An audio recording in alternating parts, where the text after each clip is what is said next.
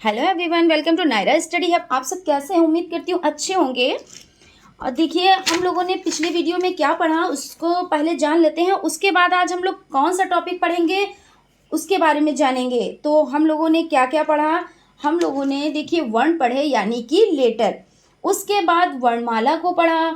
उसके बाद वर्णों के प्रकार को, फिर स्वर और स्वरों के भेद को हम लोगों ने डिटेल में पढ़ा। आज हम लोग क्या पढ़ेंगे? तो आज हम लोग व्यंजन यानी कि कॉन्सोनेंट्स पढ़ेंगे।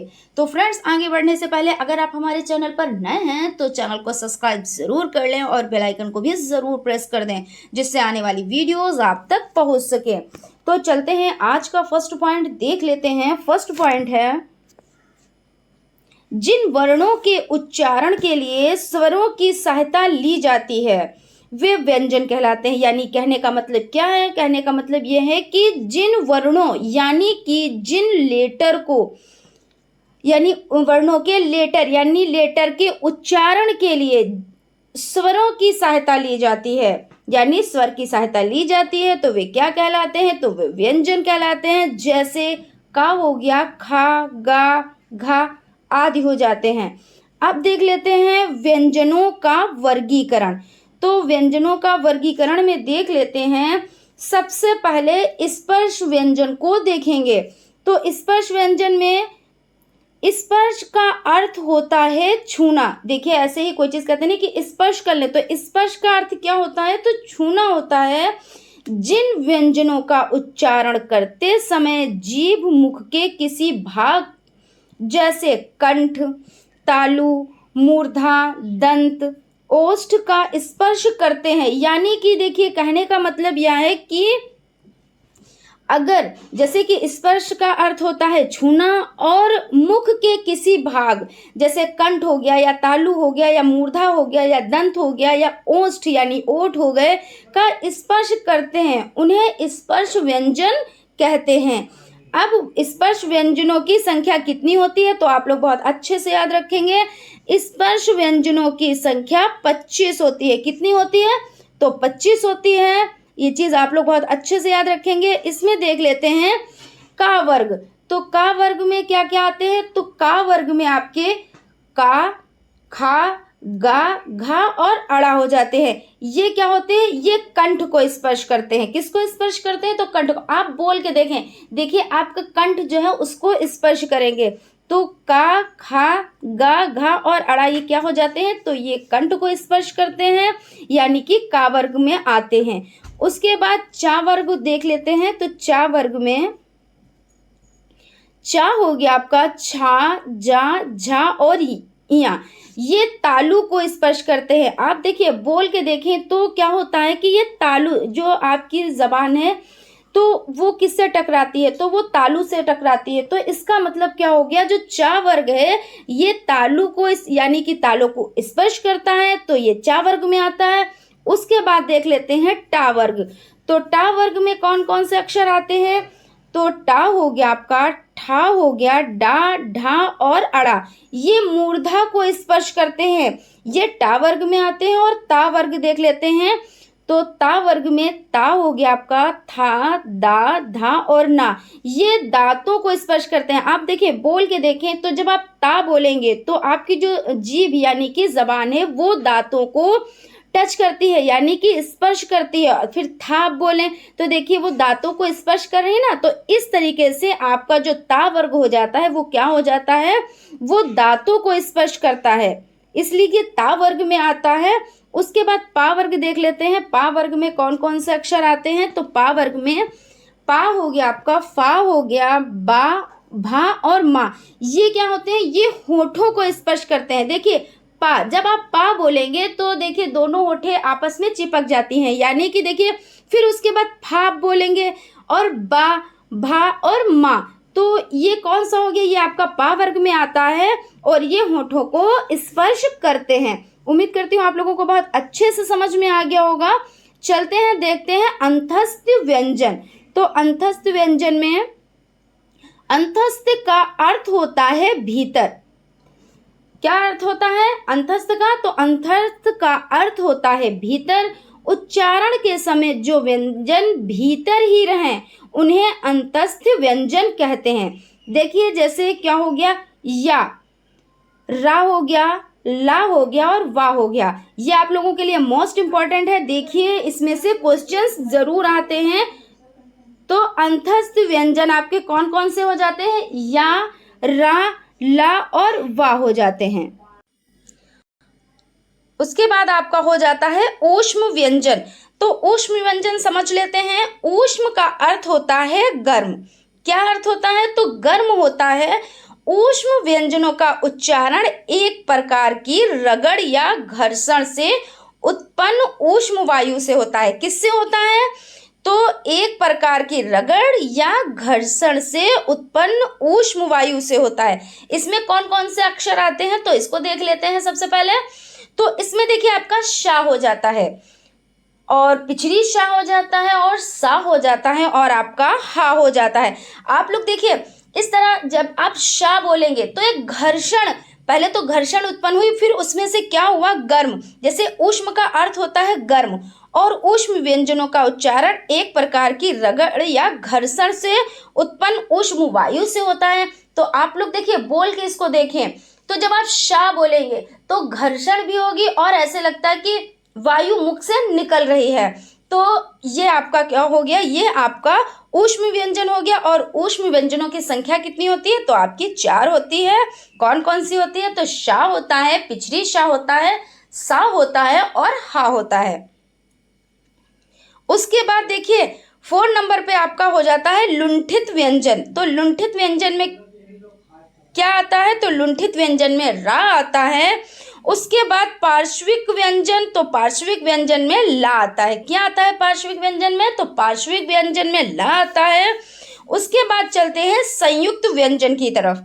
संयुक्त व्यंजन देख लेते हैं, इसको समझ लेते हैं। इसको समझने से पहले फ्रेंड्स, अगर आप हमारे चैनल पर नए हैं तो चैनल को सब्सक्राइब जरूर कर लें और बेल आइकन को भी जरूर प्रेस कर दें, जिससे आने वाली वीडियोस आप तक पहुंच सके। और हो सके तो कम से कम आप अपने 5 फ्रेंड्स में ये वीडियो जरूर शेयर करें, जिससे उनको भी बेनिफिट मिल सके।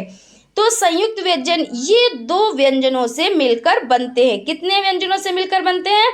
तो 2 व्यंजनों से मिलकर बनते हैं। ये निम्नलिखित 4 होते हैं। कौन कौन होते हैं? तो देखिए क्षत्रिय वाला छा हो जाता है आपका। तो ये किससे मिलकर, देखिए जो आपका त्रा होता है, जो त्रा संयुक्त व्यंजन है वो किससे मिलकर बनता है? तो ता प्लस रा, तो आपका त्रा हो जाता है। उसके बाद देखते हैं, देखिए ज्ञा, तो जा प्लस ज्ञा से मिलकर बनता है आपका ज्ञा, और श्रा शा और रा से मिलकर बनता है। आप लोग अच्छे से याद रखिएगा। उसके बाद उच्छिप्त व्यंजन है अड़ा और दा। फिर देख लेते हैं अन्य संघर्षी। तो अन्य संघर्षी में कौन कौन आते हैं? तो आपका खा हो जाता है, गा हो जाता है, जा हो जाता है और फा हो जाता है। ये आपके अन्य संघर्षी में आ जाते हैं। उसके बाद अनुनासिक व्यंजन देख लेते हैं। तो अनुनासिक व्यंजन में प्रत्येक वर्ग का 5वां वर्ण अनुनासिक वर्ण कहलाता है। तो कौन सा? देखिए जो प्रत्येक वर्ण का, इसमें समझ लेते हैं कि ये जो आपकी सीरीज है, देखिए इसमें 1 2 3 4 5, तो ये जो 5वां वर्ण है तो हर एक लाइन का, यानी कि का वर्ग का, चा वर्ग का, टा वर्ग का, ता वर्ग का और पा वर्ग का, इनके जो 5वें अक्षर हैं ये क्या है? तो देख लेते हैं ये क्या है आपके। तो ये आपके हो जाते हैं अनुनासिक व्यंजन हो जाते हैं। तो कौन कौन से हो जाते हैं? डा हो जाता है, या हो जाता है, ड़ा हो जाता है, ना हो जाता है और मा हो जाता है। उसके बाद हलंत वर्ण। हलंत वर्ण को समझ लेते हैं। जब किसी का प्रयोग स्वर से रहित किया जाता है तब उसके नीचे एक तिरछी रेखा इस तरह से लगाई जाती है, यानी लगा दी जाती है। तो ये क्या कहलाता है? तो ये हल चिन्ह कहलाते हैं। और हल युक्त व्यंजन हलंत वर्ण कहलाता है। जैसे आपको विद्वान लिखना है तो कोई अक्षर आपको जब दा, जैसे कि आपने ये अक्षर लिखा तो ये आपका क्या हो गया? ये पूरा दा माना जाएगा ना। लेकिन जब आप इसके नीचे हलंत लगा देंगे तो ये आधा मान लिया जाएगा, ये आधा हो जाएगा। इसी तरीके से जब आप का लिखेंगे तो ये आपका पूरा का हो गया। लेकिन जब आप नीचे हलंत लगा देंगे यानी इस तरीके से लगा देंगे तो आपका ये का आधा का हो जाएगा। तो और इस तरीके से देखिए चा आपका है और उसमें आपने हलंत लगा दिया तो आपका ये आधा चा हो गया। तो इसी तरीके से कुछ एग्जाम्पल हैं, जैसे विद्वान हो गया, विद्यालय हो गया और चिन्ह हो गया। तो ये आपके क्या हो जाते हैं, ये हलंत वर्ण हो जाते हैं। उसके बाद विसर्ग, विसर्ग की अगर बात करते हैं,